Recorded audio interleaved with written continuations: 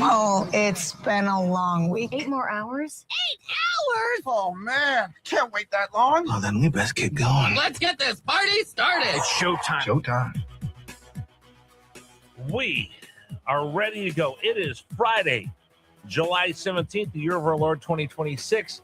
And, Dave, you want to know why I'm excited? I know why. Why? Because you're a short timer now. No. I mean, short timer. I'm not going anywhere. You're going on vacation. Yeah, but that just means I'm going to sit in my house for 5 days and think and work on the show. Why don't you? That's sad. Yeah. Why don't you take the day off and stop thinking? No, I'm going to sit there and think about the show. I'll probably come back with about 18 ideas that I want to do right away. Yeah, that's what I'll be doing. No, Dave. Stop. No, today I'm going on vacation next week. Hey, Dave, look forward to the fact that it'll be more relaxed next week for you. Thank you. Yeah, it'll be. It's always relaxed when Gary hosts the show. Yeah, it's a little chill. I will be sitting there locked away in my attic, thinking and plotting ways to talk about the show. That's what I'll be doing. Yeah, okay. Well, we go on vacation. What an exciting vacation. Oh, All I'm going to do is not wake up and do the show. Yeah. Everything else is still the same. Yeah, no.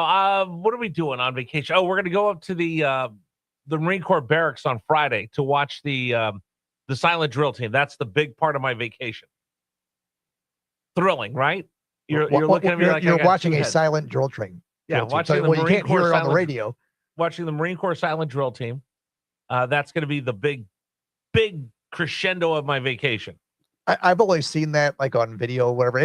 It is pretty cool. Right. So they perform every Friday night at the Marine barracks. So I got tickets. So we're going to go watch that. That's the big thing for me on my vacation. I didn't know that was like every Friday, like a performance. Over the summer. So on Wow. Tuesdays. That's kind of cool. On Tuesdays at sunset, they're at the Iwo Jima Memorial In DC. in D.C. Okay. Next to Arlington National Cemetery. And then on Friday, they're at the Marine Corps barracks. I've been to Arlington a couple of times, but I've never been to the Marine Corps Memorial. Yeah. So that's going to be the exciting part of my vacation. What do you think? It's not bad. You know, that's a good start. No, that's the end. That's what we're doing on Friday. Okay, well, what are you doing leading up to it then? I have no idea. My My son's here, so we're just going to hang out. Like maybe we'll go to Busch Gardens one day. Okay, I think this that's weekend fun. he wants to go to Yorktown. I've never been to Yorktown. I'd like to, A though. great museum, great Revolutionary War museum. And then I think we want to go up where the British surrendered and stand there. Okay, yeah, That's going to be the that's big part of exciting. my vacation. and I'm a big history nerd like that too, so I would totally geek out on all that stuff. Either that or we're going to Nashville and going to go drinking. Well, there's downtown plenty in of places to Nashville. drink in maybe we'll do Nashville, that. All right. including the Nashville airport. Yeah, exactly. All right. Good morning, everybody. It's Richmond's Morning News. My name is Rich Herrera. Appreciate you making us a part of your morning as you get ready for work today. Like I said, it is Friday, July 17th. Thank you so much for joining us. We've got a lot to get to today. Of course, Dave Saunders stops by the show. He'll give you, here's what to do over the weekend in Richmond. So maybe he can help me begin my vacation that we'll have next week. Governor Allen is going to join us as well. We'll talk to him as we do every Friday. And then I've got an interesting guest. I'm going out on a ledge here, Super Dave. There's a lot of consternation right now. It's a good word, consternation, of people that just can't find love. There's a certain kind of lettuce that going around that can get rid of consternation. Exactly. And now they're linking it to a farm out where I know, and it might be from Taco Bell. Yeah, I've heard it. Yeah, I didn't know that was where you used to live, but I've heard it was from. Taylor possibly Farms. from. Yeah, some of my family members work out there. At least they did. I don't know. I knew it was, Anyway. possibly Taco Bell. But, Yeah, but could- don't throw Taco Bell under the bus yet. I went there yesterday. No, but what? Let me get back to what I'm saying. Is that there's a lot of people that have a hard time finding relationships, especially as you get into your 20s, 30s, and a little bit older. And there's this old misnomer that successful women you can only have one thing. You can only have success at work or success in your personal life. We have an author that's going to kind of give you an idea why successful women are having a hard time finding personal satisfaction, personal relationships. So we'll do that for you. So we're going to go out on a limb with that one this morning on Richmond's Morning News. So let's get started. Here's our news brief. Everything you need to know happened last night. So when you wake up this morning, you hit the road, you know what's going on, and you're not playing catch up the rest of the day. Number one story of the day, Donald Trump gave very, in my opinion, un-Trumpian speech. Number 1. President Trump said in his White House remarks, as the midterms approach, he claimed the security of America's elections have been under attack. January 2020 to June 2026. This is a cyber threat aimed at the very heart of our democracy. Documents now on the White House website or what he says proves this. But Senate Minority Leader Chuck Schumer said Trump's plan was to cast doubt in voters' minds before November. Rig the midterm elections in his favor, knowing massive losses are otherwise inevitable. The president, in his speech, said the Save America Act, with its election reforms, can restore voting integrity. Gernal Scott, Fox News.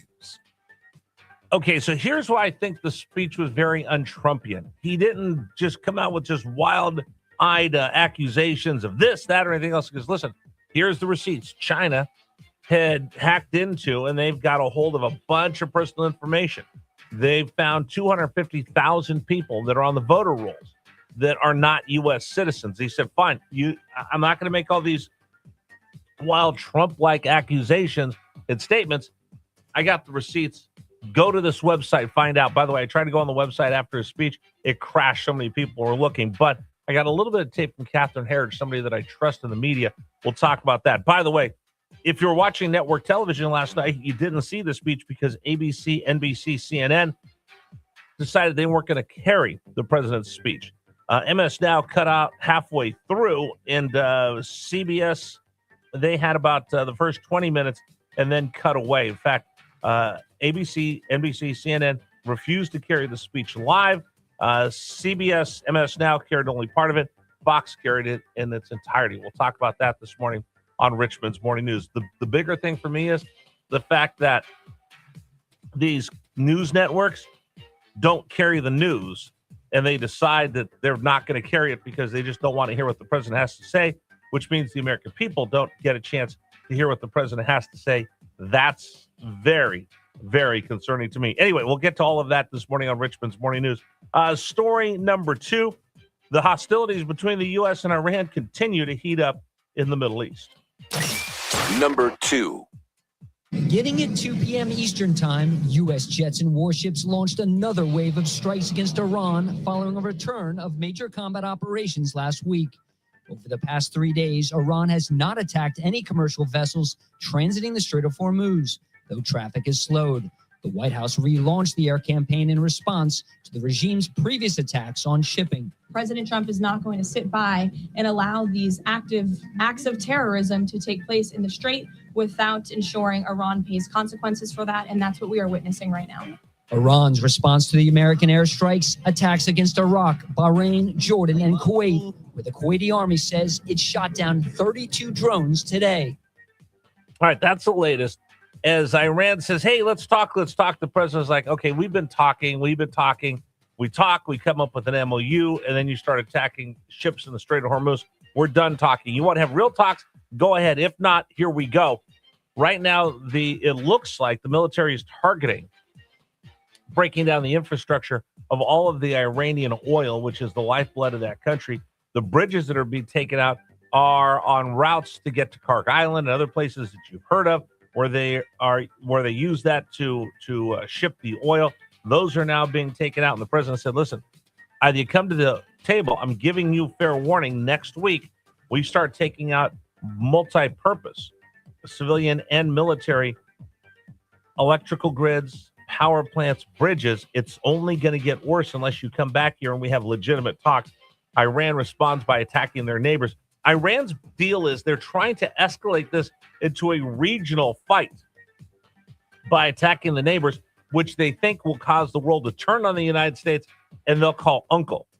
Well, I don't know if that's going to work necessarily, but that's what Iran's looks like their position is. Let me draw in Saudi Arabia, Bahrain, and all the rest of these countries, and then have them turn this into a regional conflict, which the rest of the world will come and say, all right, all you stop. We don't want this to break into World War III.